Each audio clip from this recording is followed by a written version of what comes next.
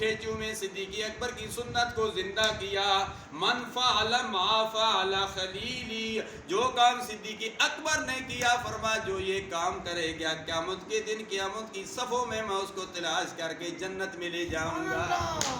یہ ہے انگوٹھے چومنے کا اجر، لیکن یہ مستحب عمل ہے۔ اس کا مطلب یہ نہیں جو انگوٹھے چومتا نہیں ہے وہ گناہگار ہے، وہ اسلام سے خارج ہو جائے گا، نہیں۔ جو نماز جنازے کے بعد جو دعا نہیں مانگتا وہ اسلام سے خارج ہوگا آ جائے گا، نہیں۔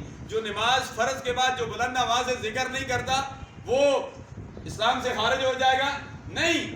یہ مستحب عمل ہے، کرے گا تو اس کو ثواب ملے گا۔ جیسے انسان کوئی سنتیں پڑھتا ہے عصر سے پہلے تو ثواب ملے گا، عشاء کی سنتیں پہلے والی پڑھتا ہے تو ثواب ملے گا، نہیں پڑھتا ہے تو گرفت نہیں ہے۔ لیکن جو اللہ والے تھے انہوں نے تو غیر موقدہ سنتوں کو بھی اپنے اوپر فرض کیا ہوا تھا۔ ایک موقع پر حضرت پیر میری علی شاہ صاحب علیہ رحمت سے غیر موقدہ سنتیں رہ گئی، بڑی پابندی کے ساتھ سنتیں ادا کرتے رہے۔ وادی حمراء میں امام الانبیاء علیہ تحیت و ثنا کی زیارت ہوتی ہے، سرکار فرماتے ہیں اے میرے علی شاہ میری سنتوں کو چھوڑ دیا ہے؟